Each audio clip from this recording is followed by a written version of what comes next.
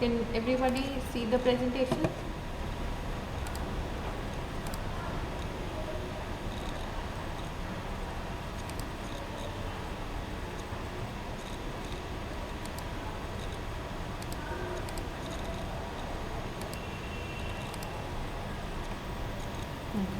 So yesterday we covered the factors affecting identification of business opportunity.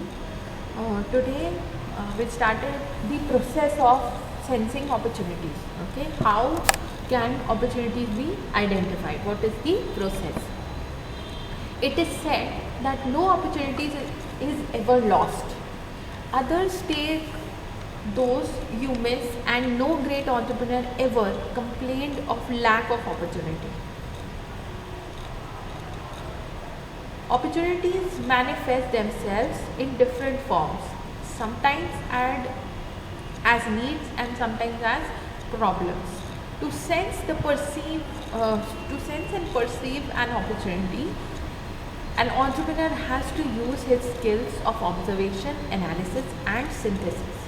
The most important factors that are involved in this process are perceiving basic ideas, harnessing gathered knowledge and information. So, the process of opportunity identification or sensing of opportunity basically means that we try to find things or situations, or we can say opportunities are situations where there needs to be something done in order to turn that situation into a positive one. Okay, for example, as we have mentioned here, that needs or problems both can be opportunities. Okay, so some entrepreneurs, what they do is they take the feedback of customers. They probably see the competition in the industry, all the available products of that category, and try to find out or try to take the opinion of the users or consumers about what is missing, what different needs to be done in this particular product. For example, if we take the example of water bottles, we can see there are lots and lots of water bottles available in the market. Okay, made of different materials, different shapes, different sizes, different opening techniques. Okay, so and different purposes. Some you can hang in on your bag, some you can keep it in your bag. Some are very sturdy and won't break, some are breakable, some are made of eco-friendly materials, some are not eco-friendly. So a lot of different types of materials are used to make water bottles. We can also ask the customers what else they need, what is the one thing or what are the things that they feel is lacking or is missing in all those available water bottles. Okay, so finding out the needs of the customers or finding out a problem in the environment or in the business environment or social environment in around us anyway. Okay, it can be natural environment as well. So we use a product to solve that problem, or we use a service to solve that particular problem. That is how we identify the opportunity. Okay, so first of all, we perceive basic ideas. Okay, what all can be a possible opportunity. Second, harnessing gathered knowledge and information. So whatever ideas we have collected, we try to gather as much knowledge or as much information that is available about that product or about that service or about that idea.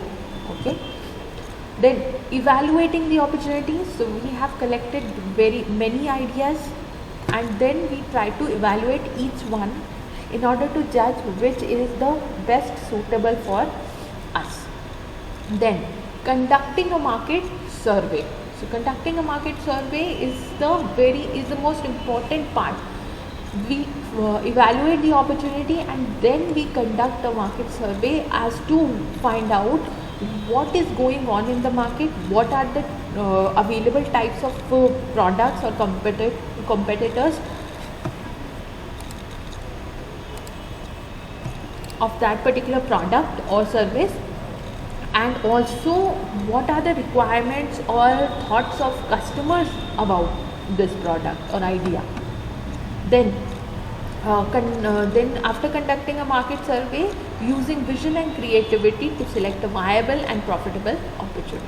Okay, so we evaluate the market survey results, we take the feedback of customers and all this into account, and then we select the best alternative out of the many basic ideas that we collected.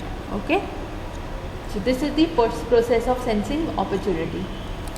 Then moving on to perceiving ideas. Now these are the descriptions of all these points that we just discussed. Okay, so you can just go through these in my presentation, and if there is anything that you do not understand, you can ask me. We won't discuss about these.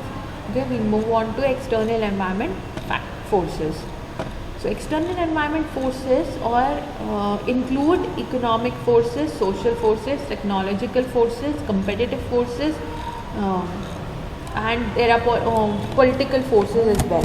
Okay, so all these type of forces are involved or included in external environment. You may have already studied the internal environment, right? I mean, the business environment is divided into two parts, internal and external. So we will be discussing about the external environment. Okay. Now, analysis of external environment and competitive factors. External environment has a decisive influence on opportunities as well as threats to the enterprise. By and large, the environmental forces are emanating from various sources: the customer, market, competitors, suppliers, technology, labor union, trade associations, interest groups, culture, and society in general. Since an enterprise functions as a part of the environment and has no existence separated from the environment, study of environment becomes central to the entrepreneur. Environment is a set of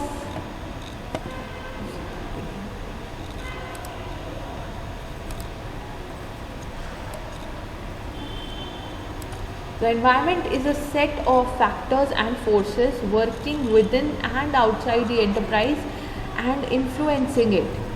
Environment have been volatile and generally unpredictable.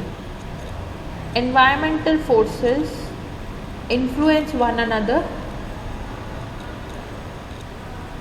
They have impact on every important functional area and decision making in a company.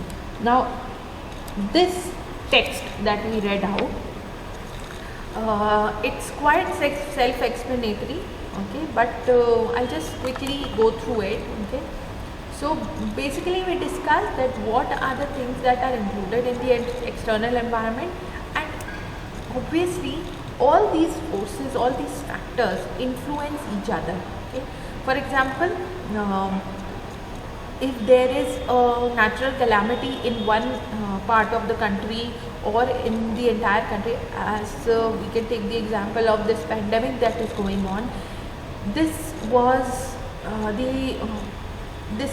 change in the natural environment, okay, but it has affected the economic environment, the social environment, the competition in the industry, the technology. All these things have been impacted due to it.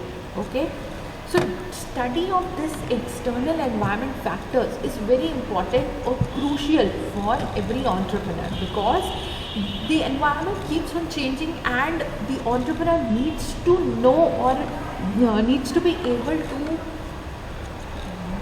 judge or forecast when and how the environment can change. Okay, so that is why analysis of that environment is important. Now the various types of environment are discussed below. Did we discuss these? I think I feel I discussed these, but I'm not sure if I discussed it in your class. The external, internal and domestic and international environment. Have we studied, have we discussed these already?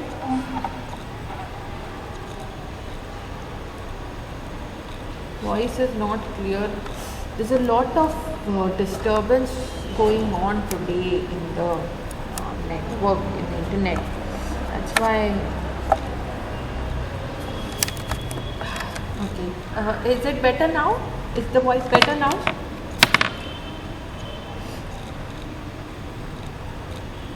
Okay, so we'll discuss it. I think I may have taught in some other class. Okay, so the various types of environment are internal and external. These are the two basic divisions that are made of the business environment. It contains elements that exist within the venture.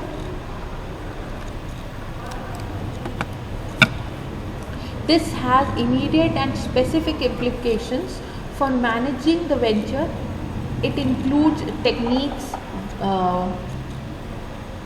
it includes venture's objectives, its resources, organizational structure, processes and techniques.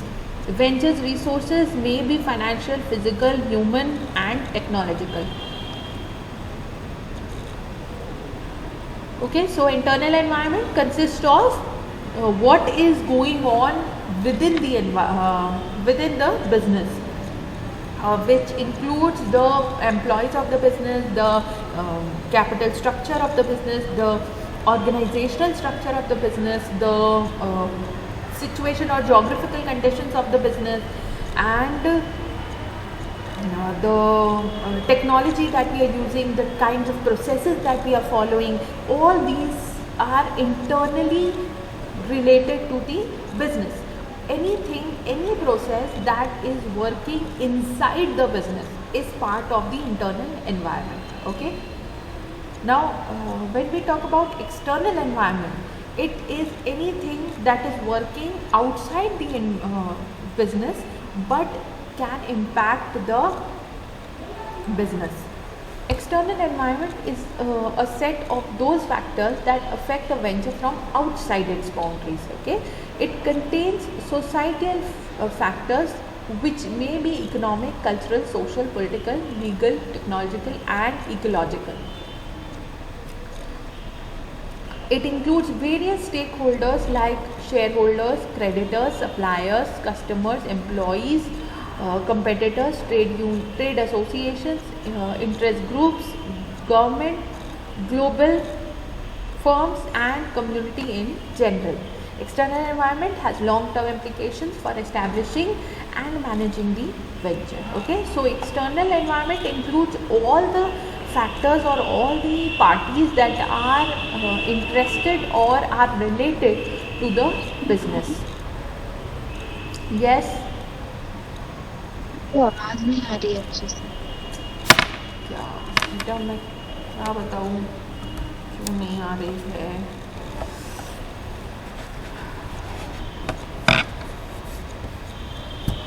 अभी आ रही है?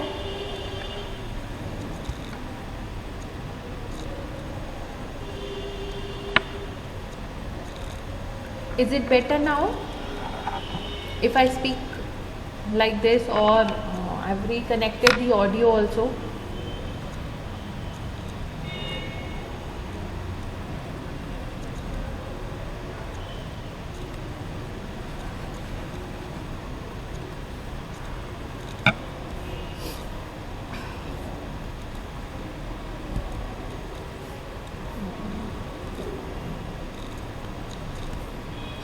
Okay, so I'll move on with the discussion, and once again after few minutes maybe it may clear up. because a few minutes ago it was okay. Now maybe it will clear up because of the internet connection. So external and internal environment are the basic divisions that are made, okay, in the business environment.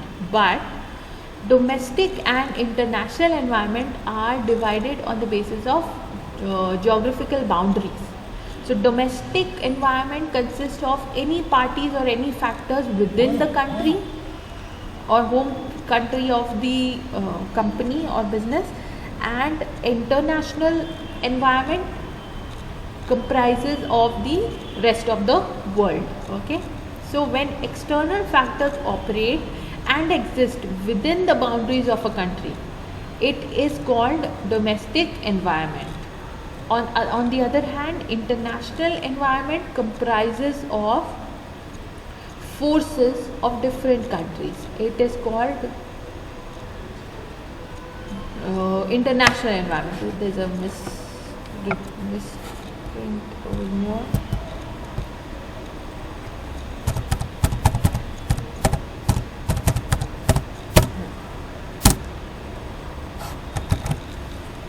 On the other hand, international environment comprises of forces of different countries. What keeps happening to this?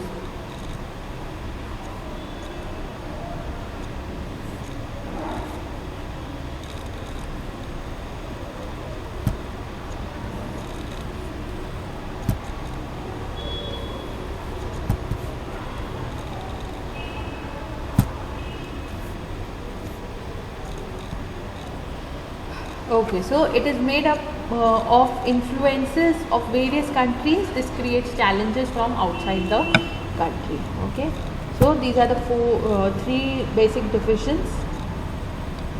Then, need and importance of environmental analysis. Why do we need to analyze the environment? We have already discussed about this, but let's see what are the points included in it. Environmental analysis is important due to the following reasons. First, it is a crucial activity. Identifying changes and threats, so not treats, threats. Okay, so environmental analysis is crucial activity, means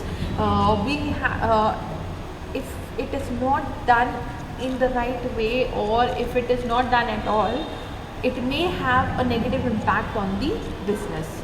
Then, identifying changes and threats. So it is important from the point of view of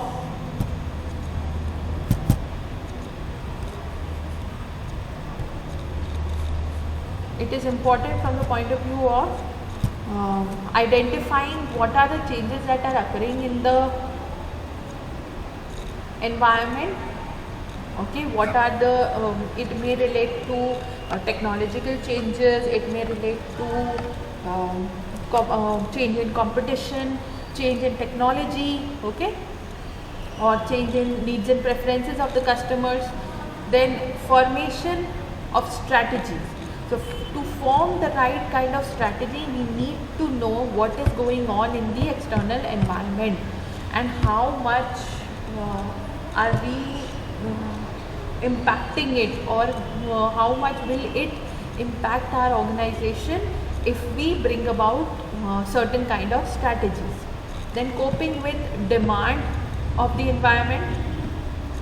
So demands of the environment change from time to time. It may be due to the changes in preferences, changes in seasons, changes in environment, changes in the technology, changes in available products in other countries. All these things impact the demand of the product. Then early warning system. So if we keep on analyzing the environment, or we have analyzed the environment correctly,